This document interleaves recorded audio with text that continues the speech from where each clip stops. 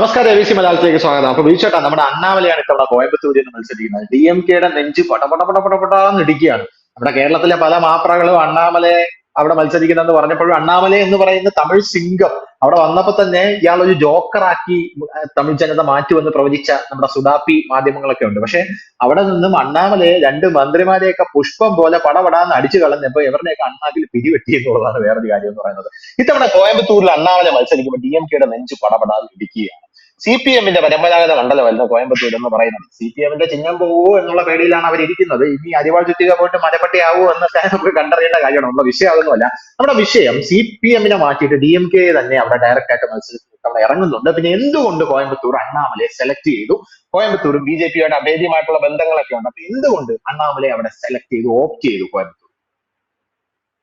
ഈ കോയമ്പത്തൂർ എന്ന് പറഞ്ഞു കഴിഞ്ഞാല് ബി ജെ പിയെ സംബന്ധിച്ച് തമിഴ്നാട്ടിൽ അവർക്ക് വൈകാരികമായി ഏതെങ്കിലും സ്ഥലവുമായി അല്ലെങ്കിൽ ഏതെങ്കിലും മണ്ഡലവുമായി ബന്ധമുണ്ടെങ്കിൽ അത് കോയമ്പത്തൂരാണ്. കാരണം അതെ 1998 ശ്രീ എൽ കെ അദ്വാനി നടത്തിയ ഒരു വലിയ മഹാറാലി, അതിലേക്ക് ഈ അല്ലുമ്മ എന്ന് പറയുന്ന ഭീകര സംഘടനയുടെ ഒരു ബോംബ് അറ്റാക്ക് ഒക്കെ ഉണ്ടായിരുന്നു. അതിന്റെ ഭാഗമായിട്ടാണ് നമ്മുടെ മദനിയൊക്കെ ഇപ്പൊ ജയിലിൽ കിടക്കുന്ന ഒരു സാഹചര്യം. അന്ന് അമ്പത്തെട്ട് അനവധി പേർ പേര് അമ്പത്തെട്ട് പേര് കൊല്ലപ്പെട്ടിട്ടുണ്ട്. മരിച്ചു. ആ, ഏ, അമ്പത്തെട്ട് പേര് അതെ മരിച്ചു. അതെ ഭരിച്ചു. അതൊരു വലിയ ഒരു സംഭവം തന്നെയായിരുന്നു. അപ്പൊ അന്ന് തൊട്ട് ഈ ആർ എസ് എസിന്റെ പ്രവർത്തനം ഈ തമിഴ്നാട്ടിൽ വളരെ ഉം. ശക്തമായിട്ടുള്ള ഒരു ഇടം ഈ കോയമ്പത്തൂരാണ്. അതിന് അനവധി കാരണങ്ങളുണ്ട്. അവിടെ ഈ ഉത്തരേന്ത്യയിൽ നിന്നും മറ്റുമൊക്കെ വന്ന് ജോലി ചെയ്യുന്ന ഒരുപാട് പേര് ഉള്ള ഒരു ഇടം കൂടിയാണ് ഈ കോയമ്പത്തൂർ. ഇൻഡസ്ട്രിയൽ ഏരിയയാണ്. അപ്പൊ അവിടെ ആർ എസ് എസിന്റെ പ്രവർത്തനം നേരത്തെ മുതലുണ്ട്. ഹിന്ദു മുന്നണി, തമിഴ്നാട്ടിലുള്ള ഹിന്ദു മുന്നണിക്കാരുടെ പ്രവർത്തനം നേരത്തെ മുതലുണ്ട്. അവിടെയാണ് ഇതുപോലെ ബോംബ് സ്ഫോടനം കൂടെ വന്നു കഴിഞ്ഞപ്പോൾ വലിയ ഒരു ഒരു ഒരു സംഭവമായി മാറുന്നു. അത്തവണ നടന്ന തെരഞ്ഞെടുപ്പില് ബി ജെ പി അവിടെ ജയിച്ചു ആ മണ്ഡലത്തിൽ. സി പി രാധാകൃഷ്ണൻ ജയിച്ചു. എന്ന് ഒരു പറയുന്ന തവണയെ നേതാവ്. ജയിച്ചിട്ടുള്ളൂ. പക്ഷെ ഒരു അല്ല അല്ല തവണയെ രണ്ട് ജയിച്ചിട്ടുള്ളൂ. തവണ പക്ഷെ ജയിച്ചു. അത്തവണ രണ്ട് തവണ ഉണ്ട്. ഓക്കെ. ആ രണ്ട് തവണ ജയിച്ചിട്ടുണ്ട്. 98 ജയിച്ചിരുന്നു. അന്ന് അവരുടെ ഉം. സഖ്യകക്ഷി എന്ന് പറഞ്ഞത് എ ഡി എം കെ ആയിരുന്നു. എ ഡി എം കെ ആയിട്ട് ഉം. ചേർന്നിട്ടാണ് ഈ സി പി രാധാകൃഷ്ണൻ ജയിക്കുന്നത്. ഈ സി പി അതെ രാധാകൃഷ്ണൻ അതെ. ധനുഷിന് ഓർമ്മ കാണും, കുറച്ചു നാൾക്ക് മുമ്പ് നമ്മുടെ ഈ കേരളത്തിന്റെ ബി ജെ പിയുടെ ചാർജ് ഇദ്ദേഹത്തിനായിരുന്നു.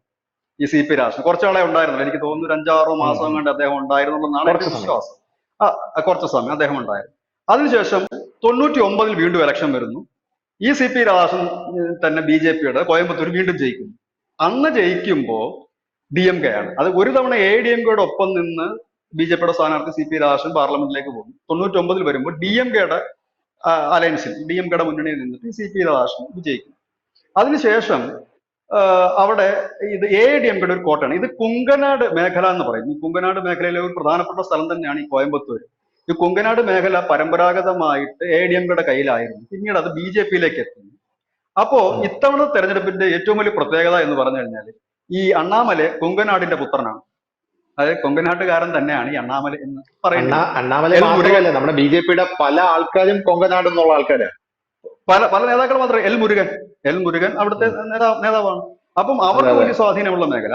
കഴിഞ്ഞ തവണ കമലഹാസൻ മത്സരിച്ചിട്ട് പോലും ഈ മണ്ഡലത്തിൽ പെടുന്ന കോയമ്പത്തൂർ ഈസ്റ്റിലെ വാനതി ശ്രീനിവാസൻ കമലഹാസനെ കെട്ടിച്ച മണ്ഡലം കൂടിയൊക്കെയാണ്. അതുകൊണ്ട് അതെ അതെ. ഇത് അവര് ബി ജെ പി ലക്ഷ്യമിടുന്നത് അവരുടെ ഒരു സ്ട്രോങ് ഹോൾഡ് ഏരിയ എന്ന് മാത്രവുമല്ല, അവർക്ക് വൈകാരികമായി വലിയ അടുപ്പമുള്ള ഒരു ഏരിയ.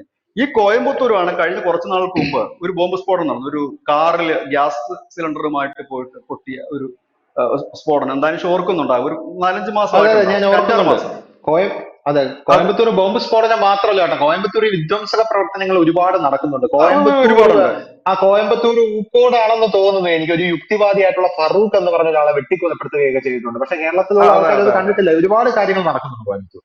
ഒരുപാട് കാര്യങ്ങൾ. അപ്പം അവിടെ അണ്ണാമല കണക്ക് ഒരു റിട്ടയർഡ് ഐ പി എസ് ഉദ്യോഗസ്ഥൻ, അതായത് ഇതിനൊക്കെതിരെ പോരാടുന്ന ഒരു ഐ പി എസ് ഉദ്യോഗസ്ഥൻ, അതായത് വളരെ എനർജറ്റിക് ആയിട്ട് ഒരു ഐ പി എസ് ഉദ്യോഗസ്ഥനെ അവിടെ കൊണ്ടിടുന്നതിലൂടെ ബി ജെ പി ലക്ഷ്യം വെക്കും. ബി ജെ പിക്ക് ഒരു ഏറ്റവും വലിയ പ്രത്യേകത വെച്ചാൽ അവർ ചില സ്ഥലങ്ങളിൽ സ്ഥാനാർത്ഥികളെ കൊണ്ടിടുന്നത് ജയിക്കാൻ മാത്രമല്ല, അവിടെ തോറ്റാലും അവർക്ക് കുഴപ്പമില്ല. പക്ഷെ അത് ദേശീയ തലത്തിൽ അവരിത് വലിയ ശ്രദ്ധാകേന്ദ്രമാക്കി എടുക്കും. ഇപ്പൊ അനിൽ ആന്റണി ഉം. പത്തനംതിട്ടയിൽ വരുമ്പോൾ അവിടെ ജയിക്കുക എന്നുള്ളതല്ല അവരുടെ ഉദ്ദേശം. കോൺഗ്രസിന്റെ മുതിർന്ന നേതാക്കന്മാരുടെ മക്കളൊക്കെ ഇന്ന് ഞങ്ങളോട് ആണെന്ന് പൊതുവെ ജനത്തിനെ അറിയിക്കുക, ഇന്ത്യ ഒരു മുഴുവൻ അറിയിക്കുക നെറേറ്റീവ് എന്നുള്ള ഉണ്ടാകും. ഒരു കാര്യം, ഉം. ഒരു നരേറ്റീവ് ഉണ്ടായി. അവിടെയാണ് അണ്ണാമലെ ഈ തീവ്രവാദത്തിനെതിരെ പോരാടുന്ന ഒരു കരുത്തനായ വ്യക്തി. അത് കോയമ്പത്തൂർ പോലെ ബി ജെ പിയുടെ പ്രവർത്തകരെ ബോംബ് സ്ഫോടനത്തിൽ കൊലപ്പെടുത്തിയത്. ഈ അടുത്ത സമയത്ത് ഉം. പോലും കാർ ബോംബ് സ്ഫോടനം നടന്നത്, ഇപ്പൊ നേരത്തെ ധനുഷ് പറഞ്ഞതുപോലെ വിധ്വംസക പ്രവർത്തനം നടക്കുന്നത്, അനവധി ഭീകര സംഘടന, പോപ്പുലർ ഫ്രണ്ടിന്റെ ഒക്കെ അനവധി നേതാക്കളെ പൊക്കിക്കൊണ്ടുപോയ സ്ഥലം കൂടിയാണ്. അവിടെ നിന്നിട്ട് അതെ. അണ്ണാമലയെ പോകുമ്പോൾ അതൊരു വലിയ ഫൈറ്റ് ആണ് അവിടെ നടക്കുന്നത് എന്നുള്ള ഒരു പിക്ചർ, അതായത് ഈ രാജ്യത്തിന്റെ മുമ്പിലേക്ക് വെക്കാൻ ബി ജെ പിക്ക് കഴിയുന്നുണ്ട്. അത് മാത്രവുമല്ല, അവിടെ ഒരു നല്ല ഫൈറ്റിലേക്ക് പോവുകയാണ്. അപ്പൊ നേരത്തെ ധനുഷനോട് ചോദിച്ചു എന്തുകൊണ്ടാണ് ഡി എം കെ, അതായത് സി പി എമ്മിന്റെ കോയമ്പത്തൂർ. സീറ്റ് ആയിരുന്നല്ലോ, സി പി എമ്മിന്റെ സീറ്റ് മാറ്റിയിട്ട് എന്തുകൊണ്ട് ഡി എം കെ അവിടെ മത്സരിക്കുന്നു എന്ന് ചോദിച്ചാൽ, ഡി എം കെയെ സംബന്ധിച്ച് അവർ ഐ എൻ ഡി എ മുന്നണിയിലെ പ്രധാനപ്പെട്ട കക്ഷിയാണ്. കോൺഗ്രസ് കഴിഞ്ഞാൽ കരുത്തുള്ള പാർട്ടി ഏതാണെന്ന് ചോദിച്ചാൽ അത് ഡി എം കെ തന്നെയാണ്. പിന്നീടേ വരുന്നുള്ളൂ 100%. നമ്മുടെ മമതയുടെ തൃണമൂൽ കോൺഗ്രസ്.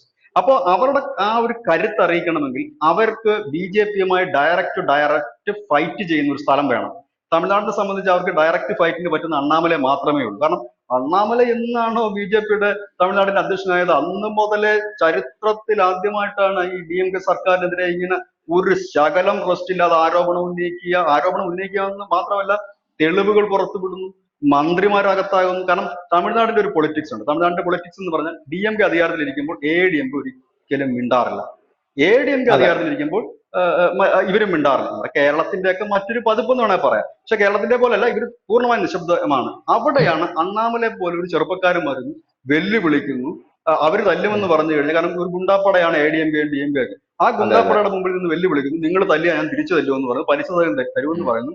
അഴിമതി ആരോപണം കൊണ്ടുവരിക മാത്രമല്ല, തെളിവ് സഹിതം പുറത്തുവിടുക മാത്രമല്ല ചെയ്തത്, അവരെല്ലാം അകത്തേക്ക് പോകുന്നൊരു കാഴ്ച. അങ്ങനെ അണ്ണാമല ഉണ്ടാക്കിയെടുത്തൊരു വലിയ ഓളമുണ്ട് അവിടുത്തെ യുവാക്കൾ. ഡി എം കെ ഫയൽസ് ചില്ലറ ഓളം ഒന്നും അല്ല തമിഴ്നാട്ടിൽ ഉണ്ടാക്കിയത്. അതിന്റെ ചുവട് പിടിച്ചാണ് ഈ ഉണ്ടാക്കിയിരിക്കുന്നത് മന്ത്രിമാരെല്ലാം തെറിച്ചു പോകുന്നത്. പോകുന്ന ഇയാളുടെ ഒരു യാത്രയുണ്ടായിരുന്നു, എൻ മക്കൾ അങ്ങനെ ഒരു യാത്ര എൻ മണ്ണ് ആ ആ എൻ മണ്ണ് യാത്രയെ കുറിച്ച് പറയുകയാണെങ്കിൽ എൻ മണ്ണ് എൻ മക്കൾ യാത്ര, പുള്ളിയുടെ ആ ഒരു ഓർഗനൈസിങ് സ്കില്ല് നോക്കണേ. പുള്ളി ആ യാത്ര ആ നടത്തുമ്പോൾ നമ്മൾ യാത്രയില് വിചാരിക്കുമ്പോൾ വെറുതെ നടന്നു പോവുകയാണ്. പക്ഷെ പുള്ളി ഈ നടന്നു പോകുന്ന ഭാഗത്തെല്ലാം നരേന്ദ്രമോദിയുടെ ക്ഷേമ പ്രവർത്തനങ്ങളിലേക്ക് ജനങ്ങളെ മുഴുവൻ വലിച്ചു ചേർത്തുകൊണ്ടാണ് നടന്നു പോകുന്നത്. അല്ല ധനുഷ്, ആ യാത്ര പോകുന്ന വഴി ശ്രദ്ധിച്ചോണം. സാധാരണഗതി നമ്മളൊരു യാത്ര പോകുന്നത് ഒന്നെങ്കിൽ ഒരു എൻ എച്ച് വഴിയായിരിക്കും നമ്മൾ ആ യാത്ര പോകുന്നത്, അല്ലെ, അല്ലെങ്കിൽ ഒരു സ്റ്റേറ്റ് ഹൈവേ ഉം, വഴിയായിരിക്കും ഉം. നമ്മുടെ യാത്ര. നമ്മുടെ കേരളത്തിലായാലും എവിടെയായാലും യാത്ര പോകുന്നത്. പിന്നെ രാഹുൽ അതെ ഗാന്ധിയുടെ അതെ യാത്ര അതെ പോലും അതെ. അങ്ങനെ പോയി. പക്ഷേ ഈ അണ്ണാമല നടത്തിയ യാത്ര പോയത് തമിഴ്നാടിന്റെ ഗ്രാമാന്തരങ്ങളിലാണ്, കാർഷിക അതെ അതെ, അതാ ഞാൻ മേഖലയിലൂടെയാണ് പറഞ്ഞത്. കടന്നുപോയത്. അതായത് ഒരു ഉം, ഫേമസ് സ്ഥലങ്ങളിലൂടെ ഒന്നും അല്ല യാത്ര പോയത്, ഗ്രാമങ്ങളിലൂടെയാണ് ഒരു പടുകൂറ്റൻ യാത്രയിൽ അണ്ണാമല പോകുന്നത്. അതുകൊണ്ടാണ് അത് ജനകീയമായ ഒരു യാത്രയായി മാറി. ഒരുപക്ഷെ നമ്മുടെ മീഡിയാസ് അത് അതെ. വലിയ കവറേജ് ചെയ്തില്ലെങ്കിൽ പോലും, ഒരു കവറേജ് മീഡിയാസ് കൊടുത്തിട്ടില്ലെങ്കിൽ പോലും ആ യാത്ര ഒരു വലിയ വിജയമായിരുന്നു. അവിടെയാണ് ഈ അണ്ണാമല കോയമ്പത്തൂരേക്ക് എത്തുന്നത്. അവരെ സംബന്ധിച്ച് വിജയം എന്നതിനേക്കാൾ അപ്പുറം തമിഴ്നാട്ടിലെ ഒരു ലീഡർ, അതായത് ഈ ഡി എം കെയോട് ഫൈറ്റ് ചെയ്യാൻ, കാരണം എ ഡി എം കെ എന്ന് പറഞ്ഞാൽ ഈ തെരഞ്ഞെടുപ്പോടൊക്കെ കഴിയുമ്പോൾ എ ഡി എം കെയുടെ ഏതാണ്ട് കട്ടയം പടമൊക്കെ മടങ്ങും. ഇപ്പോഴത്തെ നിലവിൽ അവരില്ല. നടക്കും. എനിക്ക് എനിക്ക് തോന്നുന്നു ഒരുപക്ഷെ ഈ പനീർശെൽവം ഒക്കെ ചിലപ്പം ബി ജെ പി ലയിക്കാനുള്ള സാധ്യതയൊക്കെ കാണുന്നു. പളനിസ്വാമിക്ക് ഇനി അധികം ദൂരം ഓടാൻ കഴിയും. കാരണം ജയലളിത പോയതോടു ഉം. കൂടി ആ പാർട്ടിയുടെ അടിവേര് തന്നെ പോയിരിക്കുന്ന ഒരു സാഹചര്യമാണ്. ഈ ഒരു പോയി സാഹചര്യത്തിലാണ് പോയി. അണ്ണാമല അവിടെ എത്തുന്നത്. അതായത് ഇനി ഈ തെരഞ്ഞെടുപ്പ് കഴിയുമ്പോൾ തമിഴ്നാട്ടിലെ ഒരു പ്രതിപക്ഷ നേതാവ് ആരെന്ന് വെച്ചാൽ കണ്ണും പൂട്ടി പറയാം, അണ്ണാമല ജയിച്ചാലും തോറ്റാലും പറയാം, അത് പിന്നെ അണ്ണാമല തന്നെ ആയിരിക്കും. ഇത് വളരെ കൗതുകകരമായ കാര്യമുണ്ട്. ഇതിനകത്ത് ചില ബി ജെ പി പ്രവർത്തകർ ഉം. പറയുന്നത് കേട്ട് കഴിഞ്ഞാലേ നമുക്കത് വളരെ കൗതുകരം. എനിക്ക് തോന്നുന്നു ഈ രാജ്യത്ത് ഒരു സ്ഥാനാർത്ഥിയെ കുറിച്ചും പറയാത്ത കാര്യങ്ങളാണ് ബി ജെ പിയുടെ ചില അനുഭാവികൾ പറയുന്നത്. അവർ പറയുന്നത് ഉം, അണ്ണാമല ഉം. ഒരിക്കലും കോയമ്പത്തൂർ ജയിക്കരുതെന്നാണ് ആഗ്രഹം. അപ്പൊ നമ്മൾ ചോദിക്കുക അത് എന്തുകൊണ്ടാണ്? അണ്ണാമല ജയിച്ച് എം പി ആയി മന്ത്രിയായി പോയി കഴിഞ്ഞാൽ പിന്നെ അണ്ണാമല പോകും. തമിഴ്നാട്ടിൽ ആരാ ആരാ പിന്നെ ഈ ഉള്ളത്? പാർട്ടിയെ നോക്കുന്നതെന്ന്. അതെ അതെ കാരണം അതെ, അവർ ആരാ ഉള്ളത്? അതെ അത്രത്തോളം വിശ്വസിക്കുന്നുണ്ട് ആ നേതാവിനെ. കാരണം അതെ അതെ അതെ. നമുക്കറിയാം ഈ ഒരു സംഭവം ഞാൻ പറഞ്ഞുതരാം. ഈ യാത്രയുടെ ഇടയിലാണെന്ന് തോന്നുന്നു, ഉം, ധനുഷിന് ഓർമ്മ കാണും, യാത്രയുടെ ഇടയിൽ ഉം. കൊടിയിടാൻ സമ്മതിക്കത്തില്ല, അതായത് ബി ജെ പിയുടെ പതാക ഇടാൻ സമ്മതിക്കില്ല എന്ന് പറഞ്ഞപ്പോൾ യാത്ര അവിടെ നിർത്തി വെച്ചിട്ട് ഈ നിർത്തി വെച്ചിട്ട് അണ്ണാമല അവിടെ പോയിട്ട് 100 കണക്കിന് കൊടികളാണ് ആ രാത്രി തന്നെ ആ മേഖലയിൽ ഇട്ടത്. അത് കൊടി അതായത് പിഴുതു ഈ കളഞ്ഞപ്പോ അണ്ണാമലെ ആ പോലീസ് സ്റ്റേഷനിൽ പോയി പ്രവർത്തകനെ ഇറക്കിക്കൊണ്ട് വന്നിട്ട് 100 കണക്കിന് കൊടികളെ തമിഴ്നാട് മുഴുവൻ വെച്ച് പിടിപ്പിച്ചു. അത് അതാണ്, അതെ. അതായത് ഈ തമിഴ്നാട് എന്ന് പറയുന്ന സിനിമയും തമിഴ് രാഷ്ട്രീയം സിനിമയുമായിട്ടൊന്നും വ്യത്യസ്തമൊന്നുമില്ല. അവർക്കൊരു ഹീറോയിസം എപ്പോഴും ഇഷ്ടപ്പെടുന്ന ഒരു ജനത തന്നെയാണ്. അവിടെ എന്ന് പറഞ്ഞാൽ മണ്ണിൽ ഇറങ്ങി നിന്ന് ഹീറോയിസം കാണിക്കുന്ന ഒരു ലീഡറാണ്, ഒരു നേതാവ് തന്നെയാണ് അണ്ണാമല. അതായത് ബാക്കിയുള്ളവരൊക്കെ പഞ്ച് ഡയലോഗും അടിച്ച് എ സി റൂമിൽ ഇരിക്കുമ്പോൾ അണ്ണാമല അതല്ല ചെയ്യുന്നത്. റിയലായിട്ട് ഇറങ്ങി വന്നിട്ട് കൊടിയിടുന്നത് പുള്ളി തന്നെ കുഴിച്ച് കൊടിയിടുന്നു. റേഷൻ കടയിൽ രാഷ്ട്രപതിയുടെ പടം വെക്കാൻ കഴിയില്ല എന്ന് ശാഠ്യം പിടിച്ചപ്പോൾ അവിടെ നേരിട്ട് കയറുകയാണ്, റേഷൻ കടയിൽ കയറി ആ പടം എടുത്ത് മാറ്റി പുള്ളി തന്നെ വെക്കുന്നത്. അങ്ങനെ ഒരു ഹീറോ പരിവേഷം. അതായത് ആരെയും അല്ല തന്നെ ചേട്ടാ, ഭയമില്ല. അണ്ണാമലെ അവിടെ മാത്രമല്ല ഹീറോ. നരേന്ദ്രമോദി വന്നിരുന്ന ആ വേദി കണ്ടില്ലേ ചേട്ടാ തമിഴ്നാട്ടില്? അതെ അതെ അതെ അതെ അതെ നരേന്ദ്രമോദിയെ കാട്ടിലും വരവേൽപ്പ് അണ്ണാമലയ്ക്കായിരുന്നു. നരേന്ദ്രമോദി ഇത് കണ്ട് ഞെട്ടിയിട്ട് അണ്ണാമലയുടെ കൈ രണ്ടും ചേർത്ത് പിടിച്ച് ഒരു ഉമ്മയൊക്കെ കൊടുത്തിട്ടാണ് പോയത്. അതാ ഉം. പറഞ്ഞത്. അതായത് ഒരു ലീഡർ എന്ന് പറഞ്ഞു കഴിഞ്ഞാൽ, പ്രത്യേകിച്ച് തമിഴ്നാട് പോലുള്ള ഒരു ലീഡർ എന്ന് പറഞ്ഞാൽ, അവർക്ക് ഒരുപക്ഷെ തമിഴ്നാട്ടുകാർ സിനിമയിൽ കണ്ടിട്ടുള്ള ഒരു ഹീറോ ആണ് ഇപ്പോൾ മണ്ണിൽ ഇറങ്ങി വന്ന് അവർക്കൊപ്പം നിന്ന് പോരാടുന്നത്. ഒരുപക്ഷെ ഒരു വലിയ സംഭവം എനിക്ക് തോന്നുന്നു ഇപ്പൊ എ ഡി എം കെക്ക് ഈ കോയമ്പത്തൂർ വലിയ ഫൈറ്റ് നടത്താനുള്ള കപ്പാസിറ്റി നിലവിലില്ല. കാരണം അവർ ഇല്ല. ഒന്നിച്ചു നിന്ന സമയം, പളനിസ്വാമി പനീർശെൽവം ഒക്കെ ഒന്നിച്ചു നിന്ന സമയം പോലെ അല്ല ഇപ്പൊ. ഉം, അതിനിടയ്ക്ക് ശ്രദ്ധിക്കപ്പെടേണ്ട ഉം. മറ്റൊരു കാര്യം കൂടിയുണ്ട് അവിടെ.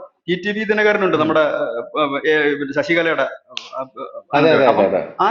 അങ്ങേര് കൂടി, അങ്ങേര് ചെറിയൊരു കക്ഷിയല്ല. നമ്മൾ വിചാരിക്കുമ്പോൾ അങ്ങേർക്ക് വലിയൊരു വോട്ട് ബാങ്ക് ഒന്നും ഇല്ലെങ്കിലും ഒരു നിയമസഭാ മണ്ഡലത്തിലുണ്ട് 5000 തൊട്ട് 7000 വോട്ട് വരെ ഉള്ള ഒരാൾ തന്നെ അങ്ങേര്. ഒരു ഉം. ലോക്സഭാ മണ്ഡലത്തിൽ 10-20,000 വോട്ടൊക്കെ മറിക്കാനും എനിക്ക് അത്രയും വോട്ടുള്ള ഒരു പാർട്ടിയോട് അങ്ങനെയുള്ള കുറെ പട്ടാണി മക്കൾ കക്ഷി, അങ്ങനെ കുറെ ചെറു കക്ഷികളെ ഇവർ കൂട്ടി യോജിപ്പിച്ചിട്ടുണ്ട്. അതായത് ബി ഉം. ജെ ഉം. പിയുടെ ഉം. കൂടെ ഏതാണ്ട് 6 പാർട്ടികൾ അവർ കൂട്ടി യോജിപ്പിച്ചു. പക്ഷേ ADMK-യുടെ ഉം. കൂടെ അത്രയും പേരില്ല. അവർ SDPI ഉം. മറ്റുള്ളവരൊക്കെയാണ് കൂട്ടി യോജിപ്പിച്ചിരിക്കുന്നത്. ഏതായാലും ഈ CPM-ന്റെ നിന്ന് DMK സീറ്റ് എടുത്ത് മേടിച്ചത് ഡയറക്റ്റ് ഒരു ഫൈറ്റ്, ഉം. ഞങ്ങൾ BJP-യുമായി ഡയറക്റ്റ് ഫൈറ്റ് ചെയ്യുന്നത് ഞങ്ങളാണ്, BJP-യെ തകർക്കാൻ നിൽക്കുന്നത് ഞങ്ങളാണെന്നൊരു തോന്നൽ പൊതുവിൽ ഉണ്ടാക്കുക. അതുപോലെ ഉം. തന്നെ INDA സഖ്യത്തിൽ തങ്ങൾ ഒരു ലീഡർഷിപ്പ് ഉള്ളവരാണെന്ന്, അല്ലെങ്കിൽ സ്ട്രോങ് ആണെന്ന് അറിയിക്കാൻ വേണ്ടി മാത്രമാണ്. എന്തായിരുന്നാലും അണ്ണാമലൈ വരുമ്പോ ഉറപ്പായിട്ടും DMK അടക്കമുള്ള പാർട്ടികൾ തമിഴ്നാട്ടിൽ വിറയ്ക്കുന്നുണ്ട് എന്നുള്ള കാര്യത്തിൽ വലിയ തർക്കമൊന്നുമില്ല. അണ്ണാമലൈ ആദ്യം വന്നപ്പോ ഇയാളൊക്കെ ഇവിടെ വന്ന് എന്ത് ചെയ്യാനാണ് എന്ന് വിചാരിച്ച പാർട്ടികൾ തന്നെയാണ് ഇപ്പോൾ അണ്ണാമലൈ എന്ന പേര് കേൾക്കുമ്പോൾ പോലും. നമുക്കറിയാം ഉദയനിധി സ്റ്റാലിനൊക്കെ അണ്ണാമലയെ കുറിച്ച് എന്തെങ്കിലും കാര്യങ്ങൾ മാധ്യമ പ്രവർത്തകർ ചോദിക്കുമ്പോൾ പോലും വളരെ ഗംഭീരമായിട്ട് ഒഴിഞ്ഞു മാറുന്നത് അണ്ണാമലയുടെ പേര് കേൾക്കുമ്പോൾ പോലും ഉദയനിധി സ്റ്റാലിന് പറ്റാത്ത ഒരു അവസ്ഥയിലേക്ക് വന്നിരിക്കുന്നു. എന്തായാലും അണ്ണാമലയുടെ ഗതി കോയമ്പത്തൂരിൽ എന്താകും എന്ന് ഇലക്ഷൻ റിസൾട്ട് വരെ നമുക്ക് കാത്തിരിക്കേണ്ടി വരുന്നു. അടുത്തൊരു ചർച്ചയായിട്ട് പിന്നീട് കൂടുതൽ വാർത്തകളും വിശേഷങ്ങളും നിങ്ങളിലേക്ക് എത്താൻ ABC മലയാളം സബ്സ്ക്രൈബ് ചെയ്യുക, ബെൽബട്ടനും അമർത്തുക.